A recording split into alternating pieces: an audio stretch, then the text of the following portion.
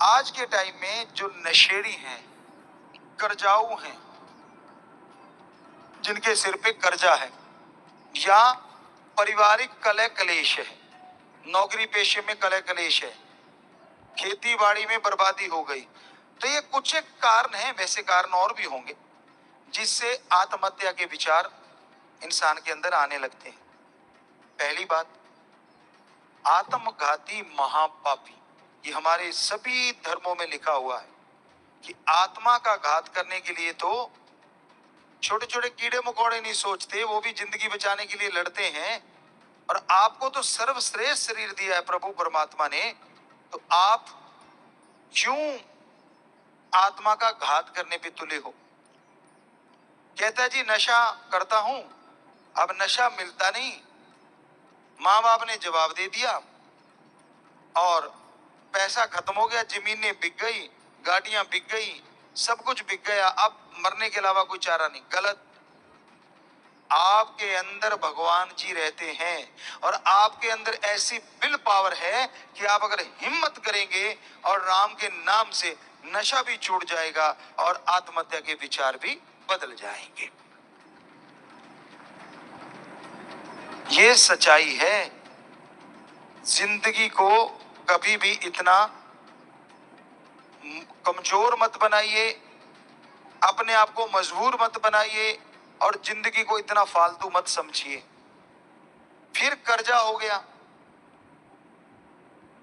कर्जाऊ हैं आप और आप लगते हैं कि मैं आत्महत्या कर लूं तो पीछा छूट जाएगा। कैसे भाई? तू घर का मुखिया, तेरे पे डिपेंड तेरे बच्चे, पत्नी, माँ बाप, परिवार, जो भी तेरे पे डिपेंड है, क्योंकि तू मुखिया है। और तू सोचता है कि कर्जा हो गया मैं आत्महत्या कर लूंगा।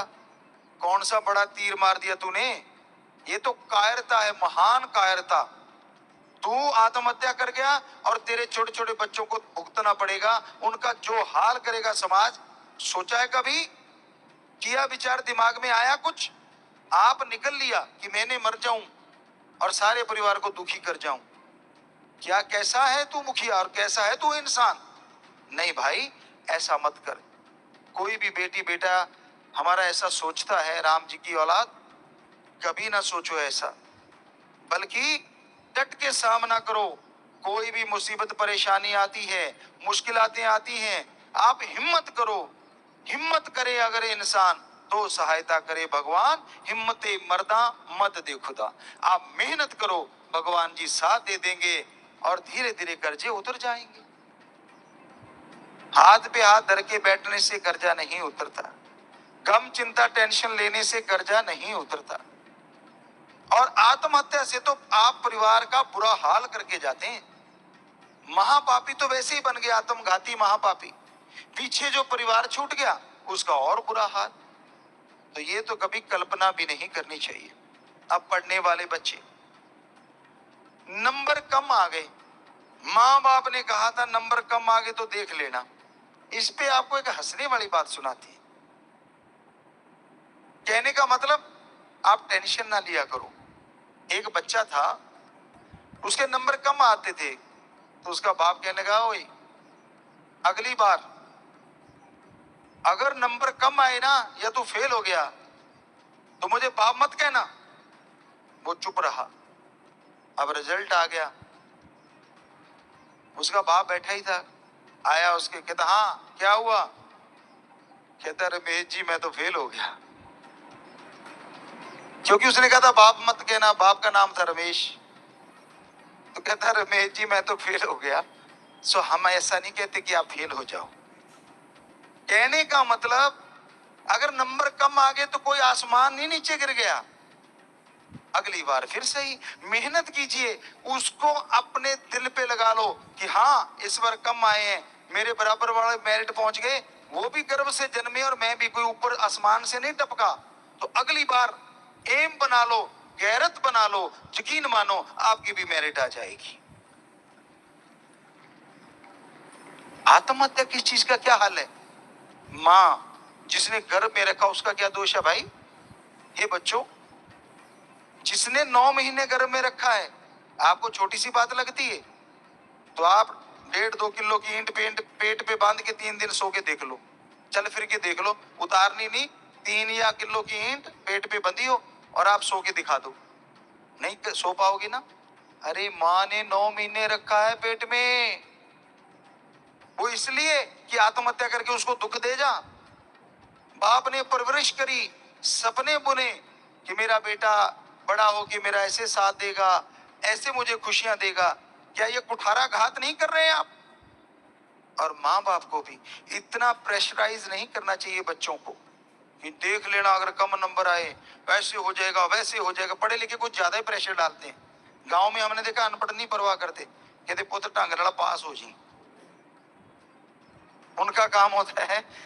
हमने जो देखा आज भी ऐसे ही होता होगा कि बेटा जी पास हो जाना, अच्छे नंबर ले आना। और ज्यादा जो पढ़ लिख के कट जाते हैं ना माँ बाप, खुद का मार्कशीट नहीं दिखाएंगे कितने लिए थे, या तो वो दिखाने की जरूरत नहीं पड़ेगी। अगर आप इंटेलिजेंट है, नेचुरली सेल वैसे ही जाएंगे बच्चे में और वो भी इंटेलिजेंट बनेगा।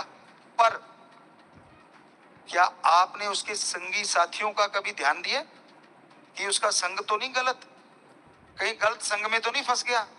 क्या आपने उसको कभी टाइम दिया है, कभी चेक किया है उनके टीचरों के पास, मास्टरों के पास 15 दिन के बाद, महीने के बाद उसकी रिपोर्टिंग करी है कि बताओ मेरा बच्चा पढ़ाई में कैसा है, स्कूल में उसकी कितनी हाजिरियां हैं? 15 दिन में करते रहो चेक, पता चल जाएगा वो स्कूल में ही जाता, कहीं और तो नहीं जाता 15 दिनों में बीच में। और पता चलेगा तो फिर चेक करो, और प्यार से हैंडल करके गलत सोबत में पड़ गया है तो उसकी वो गलत सोबत हटवा दो।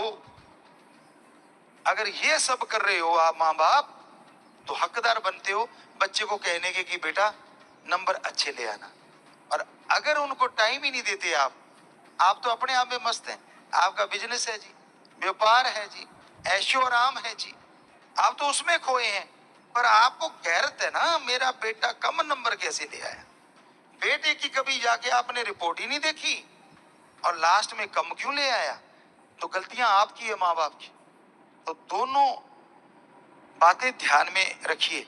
माँ बाप अपने बच्चों को टाइम दें और बच्चे माँ बाप को एक as a friend, as a सहेली, बेटी है तो अपने माँ बाप को सहेली की तरह, हमारे ख्याल में एक टाइम रख लो। पहले भी हमने बहुत साल पहले सत्संग में बोला था, आज फिर से कहना चाहेंगे कि आप एक टाइम रख लो, 1 घंटा 2 घंटे। बच्चा स्कूल से आता है, आज की भाषा में फ्रेंड टॉक, उसका नाम दे दो फ्रेंड टॉक, कि एक दोस्त की तरह, एक सहेली की तरह माँ बाप अपने बेटे बेटी से दोनों बैठ के बात करें कि बेटा इस टाइम में जो भी तू बताएगा हम तेरे को लड़ेंगे नहीं। तो 100% बाहर वो दोस्त मित्र नहीं बनाएगा, क्योंकि घर में ही दोस्त मित्र मिल गए। और जो बात आपको लगी कि ये गलत दिशा में जा रहा है, तो एक फ्रेंड की तरह ही उसको गाइड करके, एक दोस्त की तरह गाइड करके उसे समझा दीजिए और वो आदत छोड़ देगा। लेकिन आप तो जी हिटलरबाजी करते हैं, मेरे से डरता रहना चाहिए। कई तो बच्चे माँ बाप से आंख ही नहीं मिलाते, बाप के तो पास ही नहीं आते, यूं लगता वो करंट मार रहा हो। नहीं, ये बिल्कुल गलत है। ठीक है, जब फ्रेंड टॉक करते हैं उसमें जो उसने बताया, बाद में कहीं पीटना मत उस बातों के लिए, अगले दिन फ्रेंड टॉक खत्म हो जाएगी। फ्रेंड टॉक का मतलब उसको उसी तरह से हैंडल करें, बाद में उसका जिक्र नहीं करना 2 घंटे के बाद। तो बच्चा आपको हर चीज बताएगा, स्कूल में, बस में, कहाँ क्या क्या हुआ और क्या क्या नहीं। वो छोटा है, छोटे होते से ये शुरू कर लोगे, आप तो समझदार है ना, आपको पता चल जाएगा कि कोई बच्चे को गलत दिशा में तो नहीं ले जा रहा। तो यकीन मानो, ये फ्रेंड टॉक अगर शुरू कर लोगे अपने बच्चों के साथ, दोस्ती का एक रिश्ता, माँ बाप तो हैं ही आप, और दोनों बैठ के अपने बेटे बेटी से सारी बातें करें। हर चीज का हल जब माँ से बाप से मिल जाएगा कि भाई इस मुश्किल से निकलेगा ये हल, तो उसको बाहर दोस्ती की उतनी जरूरत नहीं पड़ेगी। पर दोस्त बनाएगा भी तो स्वस्थ दोस्त बनाएगा जो हर समय साथ रहे। तो हमारा काम तो बताना है। तो इस तरह से बच्चे पढ़ाई में भी अच्छे होंगे और आत्महत्या रूपी ये जो बला है ये बच्चों से दूर हो जाएगी। तो कर्जे की बात कही, और ये पढ़ाई वाले बच्चों की बात कही। अब बिजनेस व्यापार में लॉस हो जाता है या खेती बाड़ी एकदम तबाह हो जाती है, तो भी कई किसान भाई, बिजनेसमैन आत्महत्या कर जाते हैं। और एक है शक, जो सबसे गंदी चीज है। पति पत्नी में ये बहुत बड़ा जहर है। बिना वजह शक, दृढ़ यकीन होना चाहिए एक दूसरे पे, और कोई दोनों में से एक भी यकीन तोड़े ना। अगर टूट गया तो रिश्ता भी खस्ता हो जाता है, लचकदार हो जाता है, उसमें वो विश्वास नहीं रहता, फिर दोनों आवारागर्दी पे उतर जाते हैं। इसलिए आत्महत्या का ना सोचिए, रिश्तों को मजबूत और यकीन मजबूत होना चाहिए। किसान की फसल तबाह हो गई, बड़ा दर्द है। 6 महीने मेहनत करता है, क्योंकि हम भी किसान के घर पैदा हुए। बड़ा दर्द होता है जब फसल पकी पकाई हो। एक बार ऐसा ही हुआ था, 84-83 की बात होगी, ध्यान में नहीं हमें, बरसात आ गई, गेहूं की मंडलियां बोलते हैं, ढेरियां लगी होती हैं, जगह जगह काट के लगा देते।